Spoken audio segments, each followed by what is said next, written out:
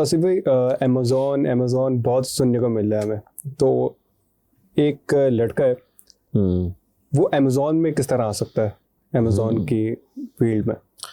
अब देखा जाए ना तो अमेज़ॉन भी एक बहुत बड़ी फील्ड है। सही है। आप इसको छोटे छोटे टुकड़ों में तोड़ दें कि भाई किस में आना चाहते हो, कैसे आना चाहते हो। पहले क्या हुआ है कि हमने एक ही ट्रेनिंग ना सबको कराई है और बहुत बड़े पैमाने पर ट्रेनिंग्स करवाई हैं। तो लोग जो है ना वो अब काफ़ी ज़्यादा घबराए हुए हैं कि जी फॉर एग्जांपल प्राइवेट लेबल बोला गया, अमेज़ॉन प्राइवेट लेबल करें, तो सब प्राइवेट लेबल पे लग गए। ठीक है। अब प्राइवेट लेबल हर कोई नहीं कर सकता। प्राइवेट लेबल एक लेगेसी है। प्राइवेट लेबल करना मीन्स कि आप एक नया ब्रांड बना रहे हैं, तो उसके सारे लवाजमात हैं, उसमें बहुत सारी हैफ्टी इन्वेस्टमेंट्स हैं, वो हर बंदा नहीं कर सकता। तो माजी में ये हुआ है कि ना हमने हर बंदे को वो ट्रेनिंग दी है कि जी आप 5,000 10,000 डॉलर लगाएं, जबकि वो यूएसए के अंदर 5-10 हज़ार डॉलर में भी नहीं होता, लेकिन हमने उसको चढ़ा दिया उसके अंदर। अब अमेज़ॉन क्या है? अमेज़ॉन एक मार्केट प्लेस है, दुनिया की सबसे बड़ी मार्केट प्लेस है। जैसे हमारे यहाँ पे दराज है, या बांग्लादेश में कोई होगा, या दुबई में डुबीज़ल है, या कनाडा में किकीजी था, क्रिगलिस्ट था, ये उससे भी कहीं ज़्यादा ये मार्केट प्लेस है। वो तो अभी कुछ मार्केट प्लेस में कन्वर्ट हुई हैं, कुछ उन्होंने पेमेंट गेटवेज ऐड ऑन किए हैं। ये दुनिया की सबसे बड़ी मार्केट प्लेस है। मीन्स के कहा जाता है कि दुनिया का जो ट्रेड होता है उसमें अमेज़ॉन का एक बहुत बड़ा शेयर है। प्लस यूएसए के अंदर बहुत ज़्यादा बड़ी मार्केट अमेज़ॉन से बाइंग करती है। इवन लोगों के पास सर्च में और उसमें हर जगह हर वक्त जो है वो अमेज़ॉन खुला हुआ होता है, या ईबे खुला हुआ होता है, या वॉलमार्ट खुला हुआ होता है, लोग वहाँ से परचेजिंग करते हैं। तो ये तो उसकी थोड़ी सी डेफिनेशन हो गई। अब हमारा लड़का जो है वो कैसे इन हो सकता है? हमारा लड़का ऐसे इन हो सकता है कि अमेज़ॉन जो है वो सिर्फ यूएसए में नहीं है, यूएसए, कनाडा, मैक्सिको, ठीक है, फिर यूरोप साइड पे आ जाएं तो इस तरह से जाएं तो UK, France, Italy, Germany, Spain, New Zealand, Australia. सही है। ये हो गया। मिडिल ईस्ट आ जाए, फिर मिडिल ईस्ट के सारे कंट्रीज़ में दुबई और के से सबसे बड़ी मार्केट है, फिर जापान है, फिर इंडिया है। इस तरह से छोटी छोटी मार्केट्स भी, फिर आगे छोटी मार्केट्स भी जैसे सिंगापुर है, ब्राज़ील है, इस तरह से चीज़ें 22 ममालिक के अंदर है। ठीक है। तो हम ये कह रहे हैं कि आप पहले अपने आप को अपनी प्रोफाइल को देखें कि आप क्या कर सकते हैं। सही है। अब 5 बिजनेस मॉडल्स हैं जो है, हमने उनको 5 बिजनेस मॉडल्स में तोड़ा है। For example Amazon private label, Amazon wholesale. जो पहले होलसेल था अब वो अमेज़ॉन टेरिटरी अकाउंट्स हैं, अमेज़ॉन टेरिटरी अकाउंट्स। सही है। फिर इसके बाद आ जाता है अमेज़ॉन ड्रॉप शिपिंग। ठीक है। फिर आ जाता है अमेज़ॉन FBM। अच्छा, FBM को लोग सुनेंगे तो कहेंगे कि यार ये तो FB और FBM होता है। हमने इसको मॉडल को भी अलग किया है किसी वजह से। फिर आ जाता है virtual assistant. Virtual assistant model नहीं है, लेकिन हमने इसको कनेक्ट किया है। जब आप इस वीडियो को देखते हैं या इस कॉन्सेप्ट को समझते हैं वाया वीडियो, तो आप अपनी डायरेक्शन, अपनी सिमत को तय कर लेते हैं कि मेरी डायरेक्शन, मेरी सिमत क्या होनी चाहिए। हम हर बंदे को नहीं जानते कि किसकी इन्वेस्टमेंट कैपेसिटी क्या है, किसका पढ़ाई का लेवल क्या है, किसने कितना पढ़ा हुआ है, कौन उसकी पॉलिसीज़ को समझ सकता है, कौन जो है ना, ये बहुत सारी चीज़ें होती हैं क्योंकि अमेज़ॉन के अंदर बहुत सारी चीज़ें हैं। तो हम नहीं समझ सकते, हम आपको नहीं जानते। ठीक है। अगर मैं एक ऑनलाइन ट्रेनिंग बना दूं और वो ऑनलाइन ट्रेनिंग बना के मैं सबको दे दूं, तो मुझे नहीं पता कि कौन किस घराने से, उसके अंदर क्या कैपेसिटी है उसको करने की। सही है। अब मैं किसी को अमेज़ॉन प्राइवेट लेबल दे रहा हूं, तो हो सकता है वो प्राइवेट लेबल नहीं कर सकता हो, वो अमेज़ॉन टेरिटरी अकाउंट्स के लिए सही था। अमेज़ॉन ड्रॉप शिपिंग हम जैसे लोगों के लिए जो जिन कंट्रीज़ में नहीं है सेलर अकाउंट्स, उनके लिए बहुत ख़तरनाक है। इन्हीं लोगों के अकाउंट सस्पेंड हो रहे होते हैं। लेकिन वो जो वहाँ के रेजिडेंट हैं वो विद सर्टेन लिमिटेशंस कर सकते हैं। तो हम यहाँ से उसको कर रहे होते हैं, फिर हम उसमें किक्स एंड हैक्स लगा रहे होते हैं। फिर इसी तरह से FBM हमने मॉडल अलग किया उन लोगों के लिए जो इन 22 ममालिक के अंदर रहते हैं। पाकिस्तानीज़ हैं जो 22 ममालिक के अंदर रहते हैं, ठीक है, वो ईजिली FBM कर सकते हैं। अगर वो हमारे सिस्टम से कनेक्टेड हैं या हमारे सप्लायर के सिस्टम से कनेक्टेड हैं या हमारी एजेंसी से कनेक्टेड हैं, तो वो 22 ममालिक के अंदर एज अ पैसिव इनकम बहुत अच्छे से कर सकते हैं। फिर वर्चुअल असिस्टेंट आ जाते हैं। वर्चुअल असिस्टेंट कोई बिजनेस मॉडल नहीं है, लेकिन इनको ऐड करने का मकसद ये है कि वो तमाम बच्चे जो ये कहते हैं कि हम ज़ीरो इन्वेस्टमेंट से काम करना चाहते हैं और हमारे पास नहीं है, तो इनको ऐड किया गया क्योंकि ये बहुत बड़ी वर्क फोर्स बन चुकी है पाकिस्तान की। अच्छा, बहुत बड़ी तादाद में लड़का तैयार खड़ा हुआ है as a virtual assistant. But again यही हुआ कि वर्चुअल असिस्टेंट बन के जब मार्केट में गए तो इन्हीं की वजह से बहुत सारे क्लैशेस होना शुरू हो गए कि बच्चे इतने बड़े बिजनेस नहीं संभाल पा रहे थे, एथिक्स के मसले आ गए, मॉरल इश्यूज के मसले आ गए। सही। फिर इस पे भी उन्होंने कोर्सेज बना डाले या उनको कोर्स का पार्ट बना डाला कि जी हम एथिक्स भी सिखाएंगे।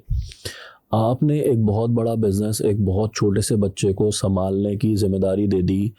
अब वो एक बच्चा एक बहुत बड़ा बिजनेस संभाल रहा है। अमेज़ॉन को लोग एक अकाउंट समझते हैं, बट वो एक बिजनेस है और वो बिजनेस छोटा भी हो सकता है और बिजनेस वो इतना बड़ा भी हो सकता है जितना कि शारा फैसल पे कोई एक बिल्डिंग में एक बिजनेस चल रहा हो, वो उतना बड़ा भी हो सकता है। लेकिन लोग इन चीज़ों को नहीं समझते।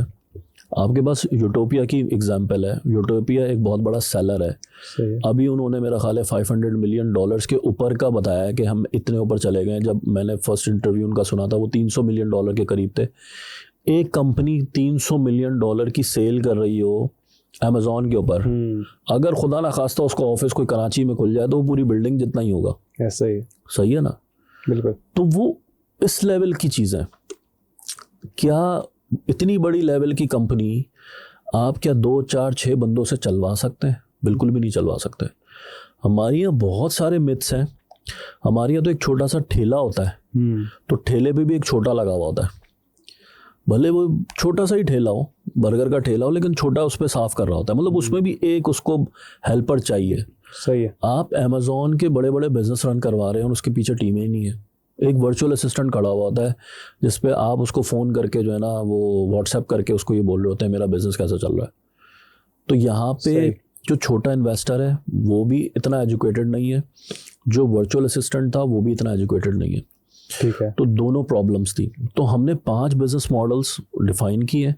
जब बंदा इस वीडियो को खाली देखता है, जो कि बमुश्किल 1 घंटे की वीडियो है, बमुश्किल, वो अपना कैरियर बात चूज कर लेता है। सही है। ठीक है, कि मैं ये हूँ, मुझे जो है ना मैं इसमें भी नहीं आता, इसमें भी नहीं आता, इसमें भी नहीं आता, मेरा रास्ता ये है। वो जैसे ही चूज कर लेता है, अब उसकी जर्नी स्टार्ट होती है। पीएल की जर्नी सबसे बड़ी है, उसके बाद टेरिटरी अकाउंट्स बहुत छोटी जर्नी हो जाती है। फिर आपके पास एफबीएम पैसिव इनकम, जो कि लोग बाहर हैं पाकिस्तानी और वो सुबह कहीं जॉब कर रहे हैं, कोई टैक्सी चला रहा है, शाम में वो आते हैं और वो सोचते हैं कि जी हमारे पास और दूसरी इनकम होनी चाहिए, हम आए यहाँ पे कमाने के लिए। सही है। तो मैं छोटा मोटा बिजनेस कैसे कर सकता हूँ, ये उनके लिए मॉडल है। ड्रॉप शिपिंग बहुत सिलेक्टेड लोग जो कि वहाँ पे रहते हैं वही लोग कर सकते हैं। ये ड्रॉप शिपिंग क्या है, इसके बारे में थोड़ा बताएं। ड्रॉप शिपिंग बहुत पॉपुलर मॉडल है। अमेज़ॉन में हो, चाहे ईबे में हो, चाहे कहीं पे भी हो। सही है। ड्रॉप शिपिंग क्या है कि एक कस्टमर ने एक वेबसाइट से जाके ऑर्डर किया है। सही है। ठीक है, लेट्स से कस्टमर ने ऑर्डर किया है amazon.com से। ठीक है। आप क्या करते हैं, आपको ये पता है कि वो जो चीज़ है वो वॉलमार्ट पे बहुत सस्ती मिल रही है और अमेज़ॉन पे बहुत महंगी मिल रही है। तो आप क्या करते हैं, अपने क्रेडिट कार्ड से जाके खुद परचेज करते हैं वॉलमार्ट से ऑनलाइन। सही है। और उसको ड्रॉप शिप करवा देते हैं अमेज़ॉन के कस्टमर को। जब अमेज़ॉन के कस्टमर को वो पार्सल मिलता है घर पे, तो जब वो खोलता है तो पता लगता है कि वो वॉलमार्ट की पैकिंग में आया हुआ है। अमेज़ॉन इसको नापसंदीदा कहता है।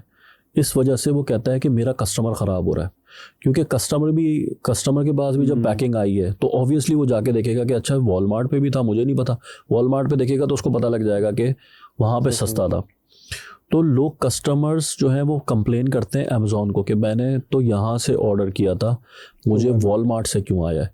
तो अमेज़ॉन ने उस पर पॉलिसी सख्त कर दी। अच्छा। अमेज़ॉन ने ये बोला कि भाई आप जो भी करो, कस्टमर को नहीं पता लगना चाहिए था, तो आप पैकिंग चेंज करो। अब पाकिस्तान से बैठ के जो बंदा उस बंदे का अकाउंट चला रहा है वो पैकिंग चेंज नहीं करवा सकता।